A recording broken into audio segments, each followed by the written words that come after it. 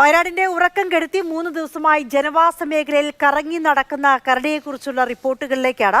ഇന്നലെ ഒരു പകൽ മുഴുവൻ കരടിയെ പിന്തുടർന്നെങ്കിലും പിടിതന്നില്ല. ഇന്ന് രാവിലെ തന്നെ തിരച്ചിൽ തുടങ്ങും. കണ്ടെത്തിയതിനു ശേഷം മയക്കുവെടി വെക്കും. ഇതിനായുള്ള ഒരുക്കങ്ങളൊക്കെ പൂർണ്ണമാണ്. ഇന്നലെ വൈകിട്ടും കരടിയെ ജനവാസ മേഖലയിൽ കണ്ടിരുന്നു. ആദ്യം ആ ദൃശ്യങ്ങളിലേക്ക്.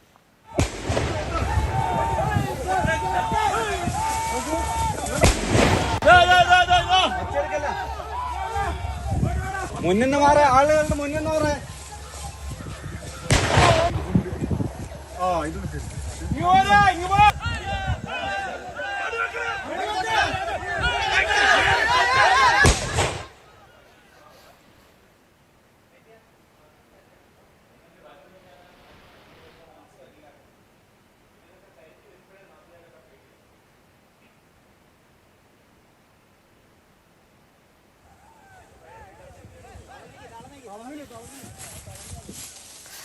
കമൽ വയനാട്ടിൽ നിന്ന് ചേരുന്നുണ്ട്. കമൽ, ഇന്ന് കൃത്യമായി കരടി എവിടെയാണ് എന്ന് കണ്ടുപിടിക്കാൻ കഴിഞ്ഞോ? ഇന്നത്തെ തെരച്ചിൽ തുടങ്ങിയോ?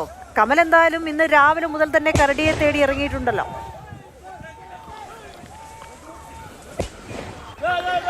അഞ്ജിത, ഇപ്പോൾ ഏറ്റവും ഒടുവിൽ നമുക്ക് ലഭിച്ച വിവരമനുസരിച്ച് പനമരം പഞ്ചായത്തിലെ കീഞ്ഞകടവ് എന്ന സ്ഥലത്ത് കരടിയെ കണ്ടിട്ടുണ്ട്. ഇന്നലെ രാത്രി തന്നെ, ഇന്നലെ വൈകിട്ട് നമ്മൾ ആ ദൃശ്യങ്ങളൊക്കെ എടുത്തത് വെള്ളമുണ്ട പഞ്ചായത്തിലെ കക്കടവ് കരിങ്ങാരി മേഖലയിൽ നിന്നായിരുന്നു. ആ വയലൊക്കെ ക്രോസ് ചെയ്ത് കരടി ഓടിയത്. അവിടെ നിന്ന് പുഴത്തീരത്തൂടെ വന്ന കരടി രാത്രിയോടെ കാരക്കാമല ചേരിയംകൊല്ലി പ്രദേശങ്ങളിലാണ് എത്തിയത്. അവിടെ ഒരു കുറിച്യ തറവാട്ടിലെത്തി സ്റ്റോർ റൂമിൽ കയറി പഞ്ചസാര ഡബ്ബയെടുത്ത് കരടി പോയി. പിന്നീട് തൊട്ടടുത്ത് തന്നെ മറ്റൊരു കടയുടെ വാതിലൊക്കെ പൊളിച്ച് കരടി അകത്ത് കയറി സാധനങ്ങളൊക്കെ വെതറിയിട്ടിട്ടുണ്ട്. അവിടെ നിന്ന് കൂടുതൽ പനമരം പുഴയോരത്തേക്ക് നീങ്ങി കീഞ്ഞകടവ് ഭാഗത്ത് ഉണ്ട് എന്നൊക്കെ പറയുന്നു. ഇന്നലെ നമ്മളാണ് വൈകിട്ട് ഈ കരടിയുടെ ദൃശ്യങ്ങൾ ആദ്യം കാണിക്കുന്നത്. ഇന്നലെ ഞങ്ങൾ ഉച്ച ഒരു 4 മണിയോടെയാണ് ഈ കരടി ഇറങ്ങിയ മേഖലയിൽ എത്തുന്നത്. ഞാനും ഷമീറും അവിടെ എത്തി. ട്രൈപോഡിൽ ക്യാമറയൊക്കെ വെച്ച് ഫ്രെയിമൊക്കെ വെച്ച് കുറച്ച് ബൈറ്റുകളൊക്കെ എടുത്തു, ആളുകളുടെ പ്രതികരണങ്ങളൊക്കെ എടുത്തു. അപ്പോഴാണ് ഷമീർ എന്നോട് പറയുന്നത് ഫോറസ്റ്റുകാരൊക്കെ കുറച്ച് അപ്പുറത്താണ് നിൽക്കുന്നത്, ഞാൻ മൊബൈലുമായി ഒന്ന് അങ്ങോട്ട് പോയി നോക്കട്ടെ എന്ന് പറഞ്ഞ് അങ്ങോട്ട് നീങ്ങിയതാണ്. അപ്പോഴാണ് കരടി ഷമീറിൻ്റെ മുന്നിലേക്ക് എത്തുന്നത്. നമ്മുടെ ഈ വന്യജീവി ആനയുടെയും കടുവയുടെയും ദൃശ്യങ്ങളൊക്കെ നമുക്ക് എത്തിക്കുന്നത് ഷമീറാണ്. ഇന്ന് നമുക്കൊരു കാര്യം ചെയ്യാം, ഷമീറിനെ തന്നെ ക്യാമറയുടെ മുന്നിൽ നിർത്തി ഷമീറിൻ്റെ എക്സ്പീരിയൻസ് നമുക്ക് ചോദിക്കാം. ഇന്നലെ പെട്ടെന്ന് നമ്മൾ നിൽക്കുന്ന സമയത്താണല്ലോ പറഞ്ഞത്, ഞാനൊന്ന് അങ്ങോട്ട് പോയോക്കട്ടെ എന്ന് പറഞ്ഞ് പോയതാണല്ലോ. അവിടെ പോയിട്ട് എങ്ങനെയാണ് കരടി നേർക്കുനേർ എങ്ങനെയാണ് വന്നത്? സത്യത്തിൽ എപ്പോഴും നമ്മൾ ഇതിനെ കാണാൻ വേണ്ടി പോകുമ്പോൾ നമുക്ക് കിട്ടൂല എന്നുള്ളൊരു മെൻറ്റാലിറ്റിയിലായിരിക്കും പോകാറുണ്ടായത്. ഇന്നലെ അതേപോലെ തന്നെയായിരുന്നു ഞാൻ പോയത്. എന്തായാലും കിട്ടൂല, വെറുതെ ഒന്ന് പോയിട്ട് നോക്കാമല്ലോ എന്ന് വിചാരിച്ചിട്ട് പോയി നോക്കി.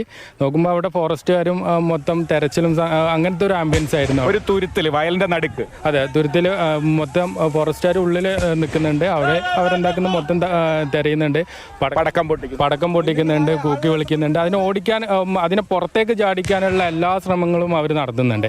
പുറത്താണെങ്കിൽ പിന്നെ ഫോറസ്റ്റുകാരുടെ ഒരു ടീം പുറത്ത് നിൽക്കുന്നുണ്ട്, നാട്ടുകാരാണെങ്കിൽ ഒരു വലിയൊരു സന്നാഹം ഇപ്പുറത്ത് നിൽക്കുന്നുണ്ട്.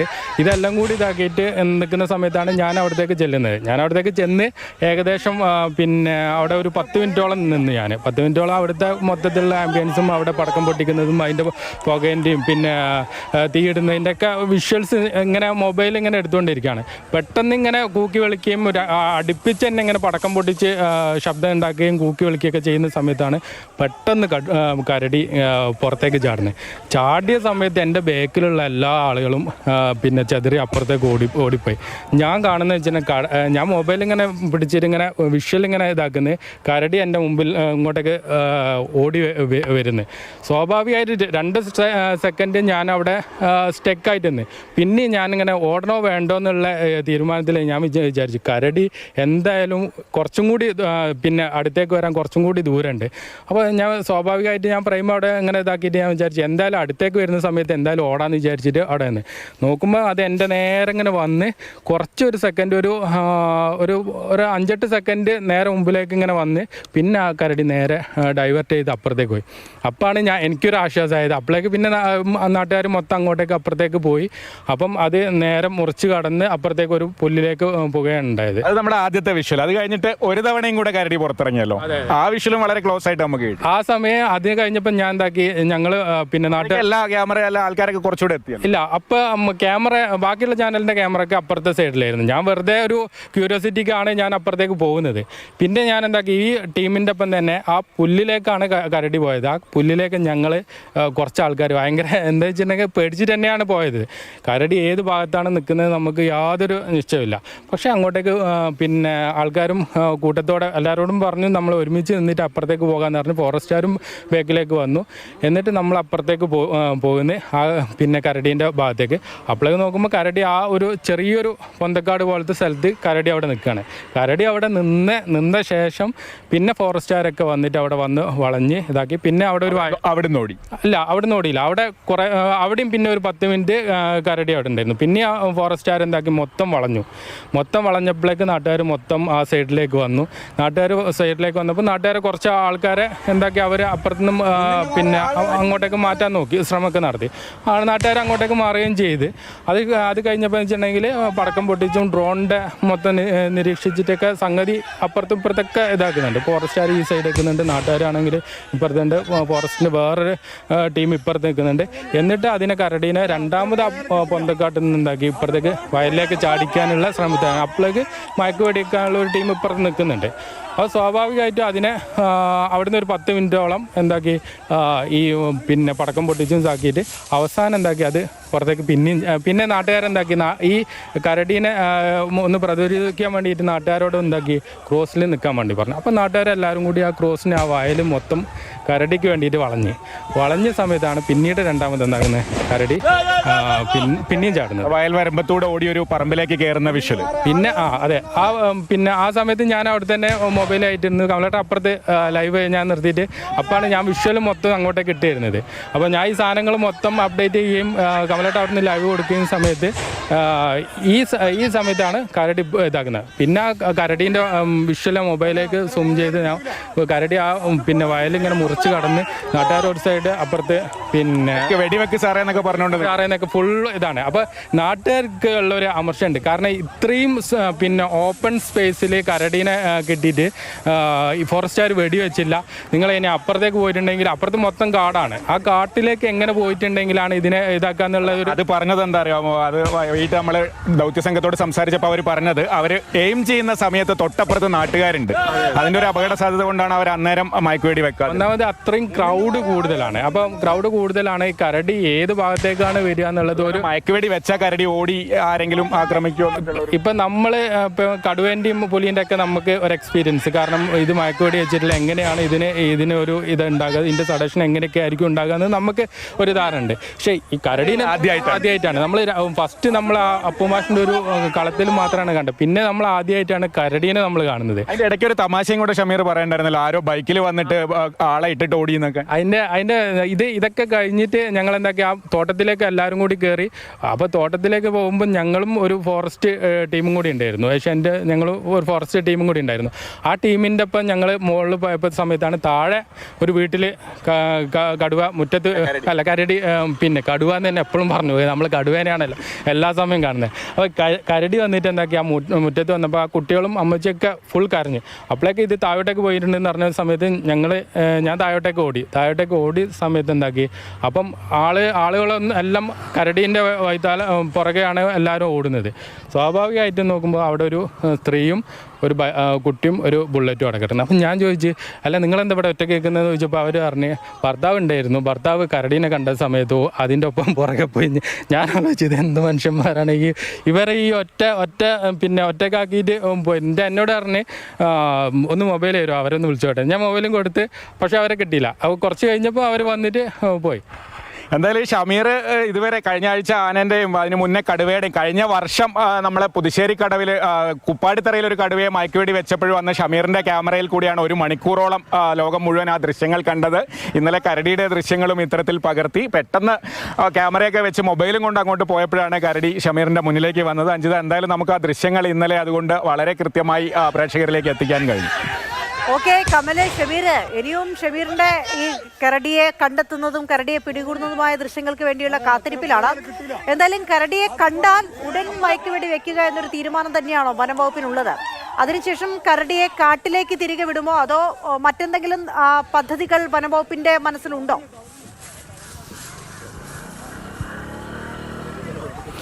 അഞ്ജിത, അത് കരടിയെ പിടികൂടിയ ശേഷമായിരിക്കും തീരുമാനിക്കുക. അതിൻ്റെ ആരോഗ്യസ്ഥിതി വിലയിരുത്തണം. അത് മറ്റെന്ത് കാരണം കൊണ്ടാണ് ഇപ്പോൾ വനംവകുപ്പ് ഉദ്യോഗസ്ഥരൊക്കെ പറയുന്നത് അത് കാട്ടിൽ നിന്ന് പുറത്തിറങ്ങി പിന്നീട് അത് ഒറ്റപ്പെട്ടു പോയി അതിന് എങ്ങോട്ട് പോകണമെന്നറിയാത്തൊരു സാഹചര്യം ഉണ്ടായി. അതുകൊണ്ട് ഇങ്ങനെ ഒരു വഴിയിൽ പോവുകയാണ്. അതല്ലാതെ അതിന് പരിക്കോ മറ്റെന്തെങ്കിലും ശാരീരിക അസ്വസ്ഥതകൾ ഉള്ളതായിട്ട് ഇപ്പോൾ പറയുന്നില്ല. അതുകൊണ്ട് തന്നെ പിടികൂടിയാൽ ഉൾവനത്തിൽ വിടാൻ തന്നെയായിരിക്കും പ്രാഥമികമായ പരിഗണന. പിന്നീട് ചികിത്സയോ മറ്റു കാര്യങ്ങളോ ആവശ്യമുണ്ടെങ്കിലൊക്കെ ആകും അതിനെ മറ്റെന്തെങ്കിലും ഒരു ഓപ്ഷൻ ആലോചിക്കുകയുള്ളൂ. നിലവിൽ പിടികൂടിയാൽ കാട്ടിൽ വിടുക എന്നുള്ളതാണ്. പക്ഷേ ഇപ്പോഴും വനത്തിലേക്ക് കയറ്റി വിടുക എന്നൊരു സാധ്യത ഇപ്പോഴും തെളിഞ്ഞിട്ടില്ല. കാരണം ഇപ്പോഴും പൂർണ്ണമായും ജനവാസ മേഖലയിലാണ്.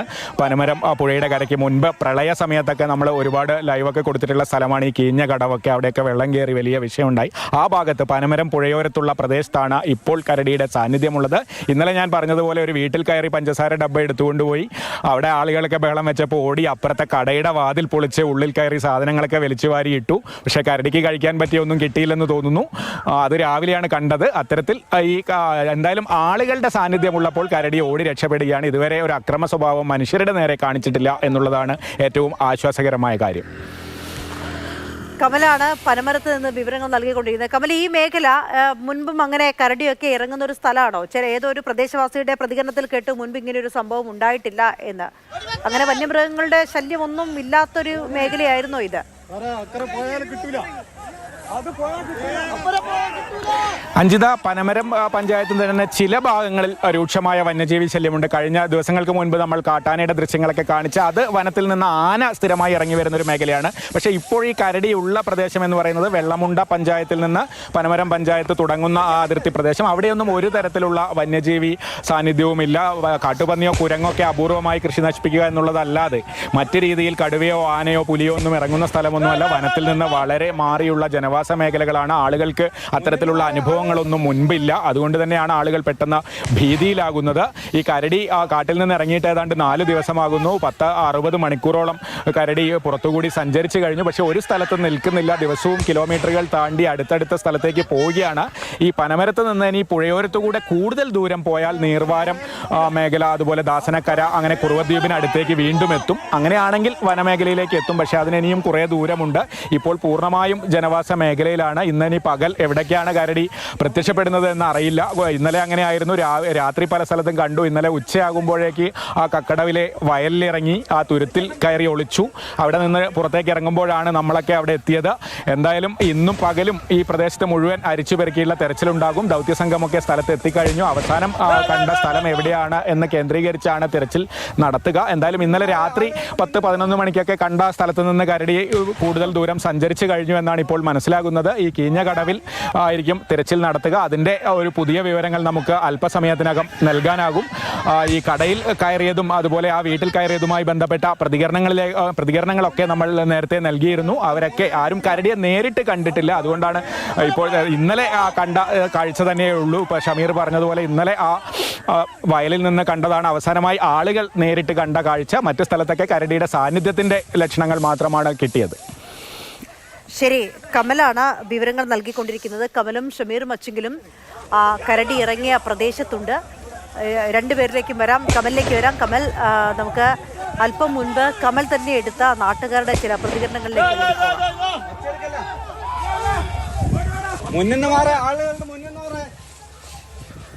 ഇതിങ്ങനെ പൊളിച്ച് പൂട്ടിയിട്ട് വെച്ചതാണ്.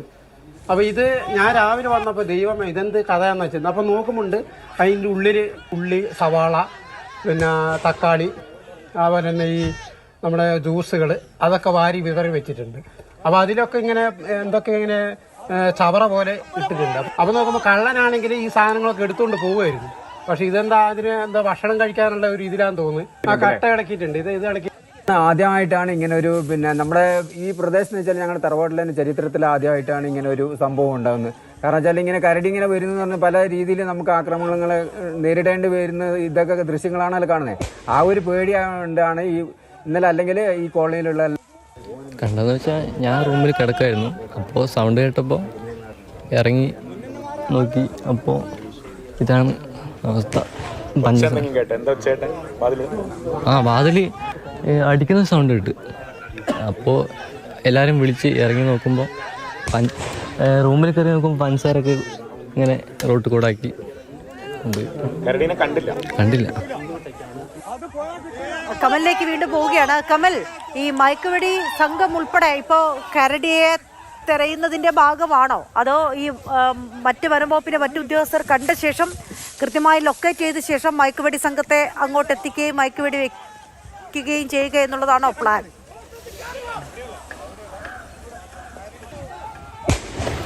അഞ്ജിത, മയക്കുവെടി സംഘം ഇന്നലെ മുതൽ തന്നെ ഈ വെറ്റിനറി ഡോക്ടർ ഉൾപ്പെടെയുള്ള ടീം ഇവർക്കൊപ്പമുണ്ട്. തെരച്ചിൽ സംഘത്തിന്റെ ഒപ്പം തന്നെയാണ് ഈ സുൽത്താൻ ബത്തേരി കേന്ദ്രീകരിച്ച് നമ്മുടെ ഓപ്പറേഷനുകളൊക്കെ നടത്തുന്ന മുമ്പ് ഡോക്ടർ അരുൺ സക്രിയ നേതൃത്വം നൽകിയിരുന്ന അതേ ടീം തന്നെയാണ് ഇത്തരം ഓപ്പറേഷനുകളിലൊക്കെ എത്തുന്നത്. ആ സംഘം ഇന്നലെ മുതൽ കരടിയുടെ പിന്നാലെയുണ്ട്.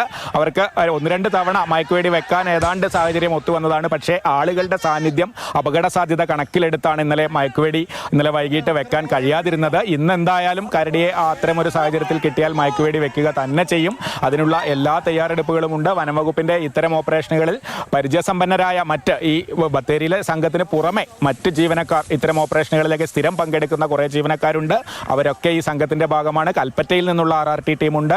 അങ്ങനെ 2 DFOമാരുണ്ട്. അവരുടെയൊക്കെ നേതൃത്വത്തിലാണ് ഈ ഓപ്പറേഷൻ നടക്കുന്നത്. ഞാൻ പറഞ്ഞതുപോലെ കരടി, നേരത്തെ ഷമീറൊക്കെ പറഞ്ഞതുപോലെ ഈ കരടി നമുക്ക് അത്ര എക്സ്പീരിയൻസ് ഉള്ള ഒരു മൃഗമല്ല. കടുവ ഇപ്പോൾ സ്ഥിരമായി നാട്ടിൽ ഇറങ്ങുന്നു, കാട്ടാന ഇറങ്ങുന്നുണ്ട്, കാട്ടുപോത്തും ഇടയ്ക്കൊക്കെ ഇറങ്ങുന്നുണ്ട്. പക്ഷെ കരടി ഇങ്ങനെ ജനവാസ മേഖലയിൽ ഇറങ്ങുന്നത് അപൂർവമാണ്. ഇതിനു മുൻപ് ഞങ്ങൾ ഇത്തരം ഒരു ദൃശ്യം പകർത്തിയത് ചെട്ടിയാലത്തൂർ എന്ന ഒരു സ്ഥലത്താണ്. ഈ ചെട്ടിയാലത്തൂർ എന്ന് പറയുന്നത് പൂർണ്ണമായും വന്യജീവി സങ്കേതത്താൽ ചുറ്റപ്പെട്ട ഒരു ഗ്രാമമാണ്. അവിടെ അത്തരത്തിൽ മൃഗങ്ങൾ ഇറങ്ങുന്നത് ഒരു അപൂർവ സംഭവമല്ല. അന്ന് കരടി കാപ്പി ഉണക്കാനിട്ടിരിക്കുന്ന ഒരു കളത്തിൽ കയറി. അപ്പോൾ അതിൻ്റെ ഗേറ്റ് അടച്ചു. അങ്ങനെ ആ കളത്തിലൂടെ കരടി ഇങ്ങനെ ചുറ്റി നടക്കുന്ന വിഷ്വൽസൊക്കെ അന്ന് നമ്മൾ പകർത്തിയത് ഓർമ്മയുണ്ട്. അതെനിക്ക് തോന്നുന്നു ഒരുപാട് വർഷങ്ങളായി. അതല്ലാതെ ഞങ്ങൾക്കാർക്കും കരടിയെ ഇത്തരത്തിൽ ജനവാസ മേഖലയിൽ കണ്ട അനുഭവങ്ങളില്ല. 10 വർഷത്തിലധികമായി നമ്മൾ ഈ വന്യജീവി സംഭവങ്ങളൊക്കെ റിപ്പോർട്ട് ചെയ്യുന്നു. പക്ഷേ അത്തരമൊരു സംഭവം നമുക്ക് ഈ കരടിയെ കാണുന്ന ഒരു അനുഭവം ഉണ്ടായിട്ടില്ല. അതുകൊണ്ട് തന്നെ അതേ കാര്യം തന്നെയാണ് നാട്ടുകാരെ സംബന്ധിച്ചും ഒക്കെ.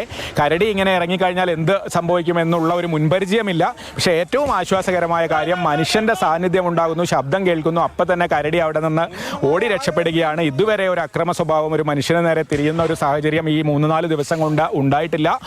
കുറുവദ്വീപിന് അടുത്ത് നിന്നാണ് കരടി പുറത്തേക്ക് ഇറങ്ങിയത്. പയ്യമ്പള്ളി എന്ന സ്ഥലത്താണ് ആദ്യം എത്തിയത്. അതൊക്കെ വനമേഖല. കഴിഞ്ഞ തവണ കുറുക്കൻമൂല കടുവ ഇറങ്ങി കുറേ പ്രശ്നങ്ങളുണ്ടായ കുറുക്കൻമൂലയുടെയൊക്കെ അടുത്താണ് കരടി ആദ്യം എത്തിയത്.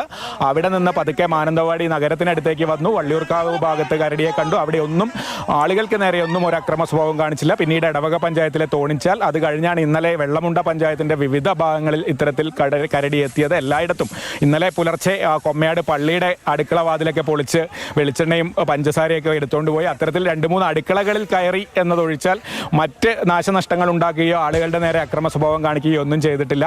ഭക്ഷണമാണ് തിരയുന്നത് എന്ന് തോന്നുന്നു. എന്തായാലും തേനാണ് കരടിയുടെ പ്രിയപ്പെട്ട ഭക്ഷണം എന്നൊക്കെ കേട്ടിട്ടുണ്ട് നമ്മളെല്ലാവരും കഥകളിലൊക്കെ. പക്ഷേ തേൻ ഈ നാട്ടിൽ അങ്ങനെ തേൻ കൂടുകളൊന്നും ഉണ്ടാകില്ല. അതുകൊണ്ട് അടുക്കളയിൽ കയറി മധുരമുള്ള സാധനം തിരയുകയാണ്. എന്തായാലും പഞ്ചസാരയാണ് ഇതുവരെ കൂടുതലായും കരടി എടുത്തുകൊണ്ട് പോയിട്ടുള്ളത്. ഒരു സ്ഥലത്ത് നിന്ന് വെളിച്ചെണ്ണ കുപ്പി എടുത്തു. അപ്പോൾ രാവിലെയൊക്കെ വെളിച്ചെണ്ണ കട്ടയായിരിക്കും വയനാട്ടിലെ കാലാവസ്ഥയിൽ. ആ വെളിച്ചെണ്ണ കുപ്പി കല്ലിലടിച്ച് പൊട്ടിക്കാനൊക്കെ നോക്കി കരടി. അപ്പോഴാണ് വീട്ടുകാർ ബഹളം വെച്ചത്. അത്തരത്തിൽ കമല് പറഞ്ഞ പോലെ നമ്മള് കരടി തേനൊക്കെ കുടിക്കുന്നതൊക്കെ കേട്ടിട്ടുണ്ട്. പഞ്ചസാരയൊക്കെ തിന്നുന്നത് ആദ്യമാണ്. ഒരുപക്ഷെ മധുരമൊക്കെ തേൻ കിട്ടാതെ വന്നപ്പോൾ മധുരം നുകർന്ന് ആ മധുരം ടേസ്റ്റ് ചെയ്തതുകൊണ്ടൊക്കെ ഭാഗമായിട്ടായിരിക്കും. എന്നാലും വീട്ടിൽ കയറി പഞ്ചസാര എടുക്കുക എന്നൊക്കെ പറയുമ്പോൾ അതിലൊരു കൗതുകം കൂടിയുണ്ട്. എന്തായാലും നാട്ടുകാരാകെ ആശങ്കയിലാണ്. കരടിയെ കണ്ടാൽ ഉടൻ തന്നെ മയക്കുവെടി വെക്കാനാണ് വനംവകുപ്പിന്റെ തീരുമാനം. കീഞ്ഞകടവിൽ തന്നെയാണ് ഒടുവിൽ കരടിയുടെ സാന്നിധ്യം സ്ഥിരീകരിച്ചത്. അങ്ങോട്ടേക്ക് എല്ലാവരും നീങ്ങുകയാണ്. 40 കിലോമീറ്ററിലധികം ഈ കരടി വനത്തിൽ നിന്ന് ഇതുവരെ സഞ്ചരിച്ച് കഴിഞ്ഞ് 70 മണിക്കൂറായി കരടി വനത്തിൽ നിന്ന് പുറത്തിറങ്ങിയിട്ട്. എന്തായാലും ഭക്ഷണം കാര്യമായൊന്നും ഇവിടെ നിന്നും എടുത്തതായി, ഈ പഞ്ചസാരയൊക്കെ എടുത്തതല്ലാതെ ഭക്ഷണം എടുത്തതായൊന്നും അറിയില്ല. അതുകൊണ്ട് തന്നെ ഒരുപക്ഷെ അത് വിശന്ന് വലഞ്ഞ് ക്ഷീണിതനായിട്ടുണ്ടാകാം എന്നൊക്കെയാണ് വനംവകുപ്പ് അനുമാനിക്കുന്നത്. എന്തായാലും ഇന്നൊരു നിർണായക ദിനമാണ്. ഷമീർ കൂടി നമ്മളോടൊപ്പമുണ്ട്. ഈ നമ്മൾ കടുവയ്ക്കും അതിനെയൊക്കെ തിരയുന്നത് നമ്മൾ മുന്നേ കണ്ടിട്ടുണ്ട്. ഇന്നലെ ഇവർ ഈ തെരച്ചിൽ നടത്തുമ്പോൾ ഈ കരടീനെ എങ്ങനെയാണ് അതിനെ പിന്തുടർന്നത്, അല്ലെങ്കിൽ എങ്ങനെയായിരുന്നു ആ തെരച്ചിൽ കൂടെ പോയിരുന്നല്ലോ അന്ന്. ശരിക്കും എനിക്ക് തോന്നിയിട്ടുള്ളത് കുറച്ചും കൂടി ഒരു ഇതും കൂടി പിന്നെ വനംവകുപ്പിന് കുറച്ചും കൂടി സന്നാഹം ഇതാക്കാമായിരുന്നു എന്നുള്ളതാണ് എനിക്ക് തോന്നിയത്.